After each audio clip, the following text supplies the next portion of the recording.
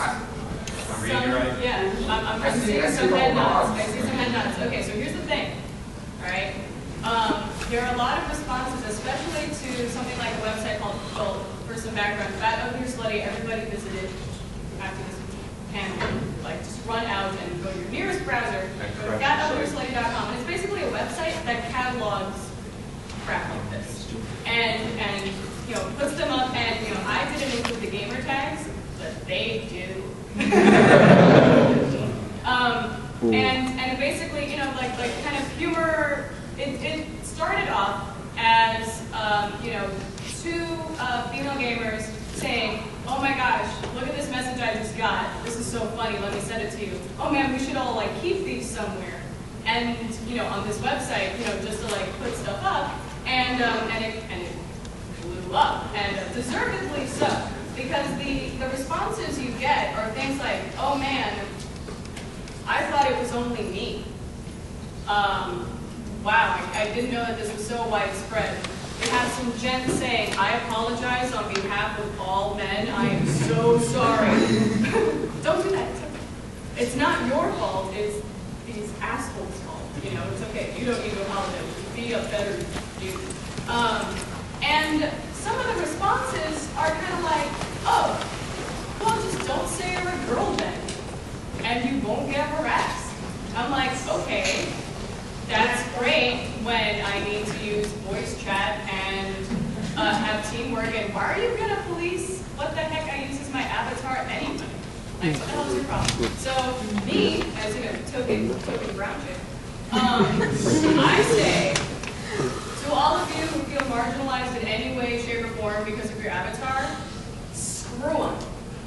Play however the hell you want to play and be loud about it.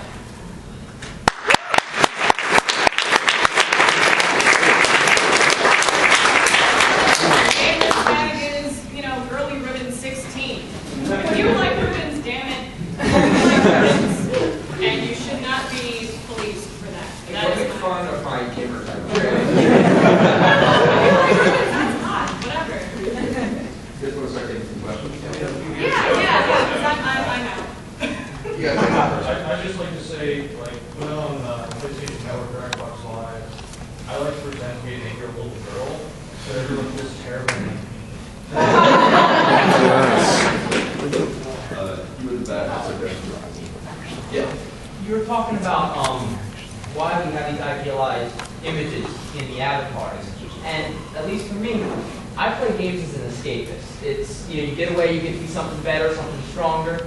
You don't want to bring those faults you deal with everyday life into your game. You want to be elevated to something beyond it. And I think most people, either consciously or subconsciously, that's why we idealize our avatars. And to me, that's a question of, is that beyond, right? We have this overarching sense in our society of value judgment, right? That those things are better, right?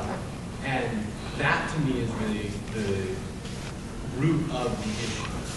That we, as an escape, represent ourselves as something other than we are, because as a society, we devalue the thing that we actually are. Right, and it's, you know, and there's something to be said that some people tend to forget.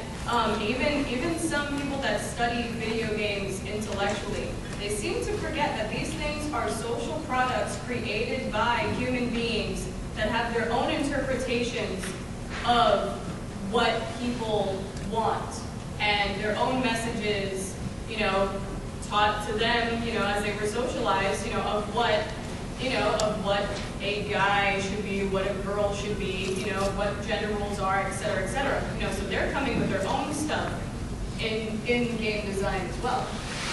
Can I take it one step farther?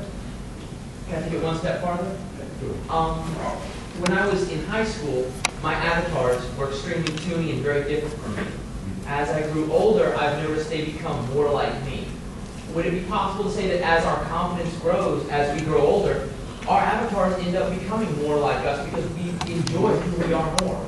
I think that's excellent. I think that's fabulous. I certainly hope so. After age 30, you're kind of like right now. Where we kind of drift into, it's hard to play somebody else. Seriously, it's hard to pretend to be an 8-year-old agreeing with me.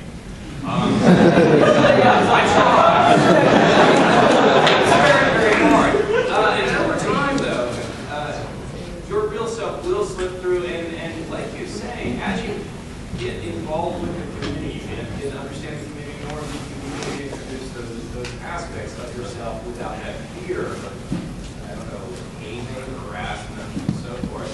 And so I would say, yes, you're absolutely right. It does change over time. And a lot of people do this. And first, reach your over there, next one, you got that.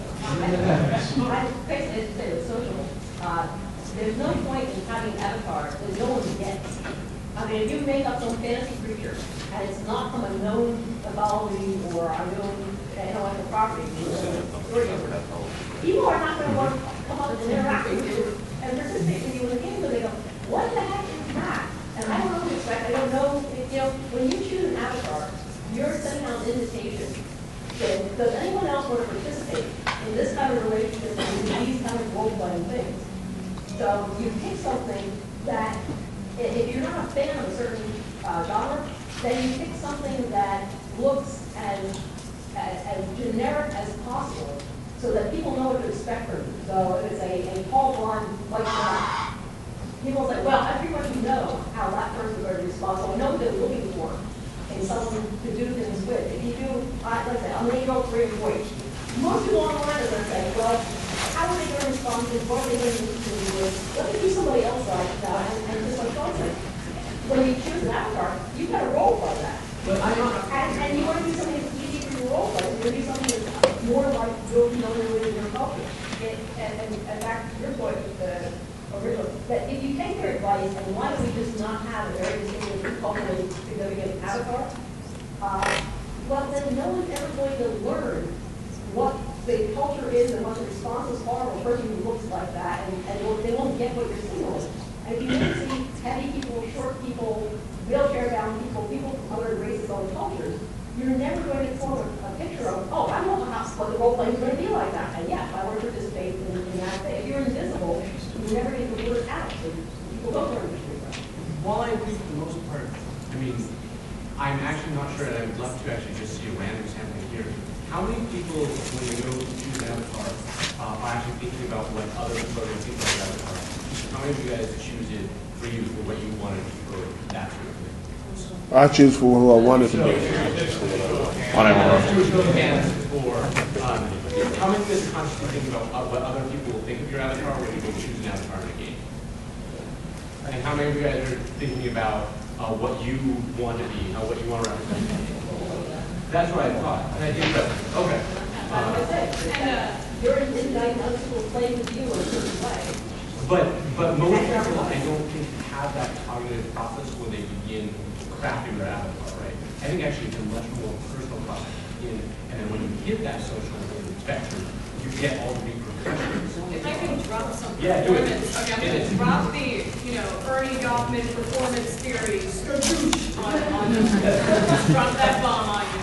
And of course, as a performer, I huddle very, very closely to Goffman and Butler's performative models of gender in society. And basically, we're all, the whole world's a stage and we are merely players. And everybody else is our audience. But the thing about a successful performance is that there is something that the audience recognizes in you that makes it a successful performance.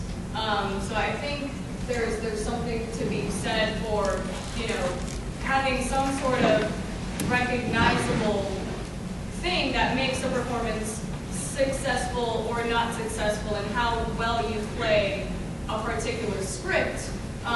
People respond to you by saying, yeah, okay, yeah, that makes sense, or no, wait, that doesn't make sense, and then depending on what script you're not performing dutifully, there are consequences to that. So that's, boom, social theory, yay! Well, in reference to earlier when you were saying how this, with the messages earlier, how they think that girls are not as good gamers or something like that, or they think that, or like because they assume that LGB boys going to do that for you kind of thing. It's not just gamers perpetrating that; it's also non-gamers. You see see it also through other media. Yes, yes. Promoting the same thing, saying that, or they always make it seem like girls like this and boys like this. Yes. Not people who have not even touched the game will start saying, even if the parents will, the kids will play games, also like, oh, the boys will play the video games and the girls go up, like, talk about the girls and do girl stuff. Yes. The non-gamers promote the same thing. So Yes. the gamers get it from not just the gamers, but also non-gamers. Right, and it's not just video games either. Part of the study that I'm doing, linking gender and rock to gender in these rock video games, is the idea that in the rock music industry, as well as in all other I say all, but a lot of other male-dominated industries, there is kind of an automatic distrust of skill when women enter that field, so it's like, oh, she plays guitar pretty well for a girl. You do X pretty well for a girl. It's a very common phrase. Unfortunately, statistics don't support those stereotypes as much. The statistics that we've done recently show that, and of course, statistics, they can do anything. In the end, we are seeing that, yes, it is still a predominantly male-dominated area, and more males than women play. But there is about roughly 30 to 36%, depending on the game, percentage of women who play, not including minorities and so forth. And the average gamer is not 14. It's actually 29. And that's the next panel. That's the next panel. Yes, so around this room, that's what we're talking about, the average game. That's the next panel. Pretty close into that, but these stereotypes persist, and they're propagated, not just in, from gamers like these, but from non-gamers too, as you can see from film, easy. Question two, I kind of awareness, and then do the back kind of go on towards you. Yes. I was wondering, as games are becoming more advanced, more evolving with better graphics, better resolution, better immersion, isn't it the term social game now becoming more ironic because of the fact that people are focusing more, I'm trying to be rude when I say this, but the fact that people are focusing more on social life and now, I understand that there are games such as the Second Life are actually beneficial to certain types of businesses where they can say, in beauty of things such as Second Life, you're able to view a virtual hotel as well as virtual museums and etc. So, I don't know if it's just me, but today it seems to take it to the utmost extreme. Now, I'm not saying against all forms of RPGs like World of Warcraft, etc. But I'm just saying, well, what is the point where immersion becomes too much immersion? When we go crazy. Yeah. When we don't feed our kids. Your kids to see your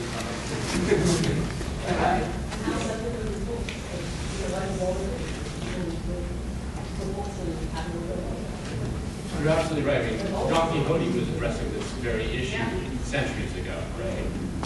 The old people, there's too much reading. Bad for kids, and they shout too many words. You're going to lose your memory. Right, that's so Go outside and play.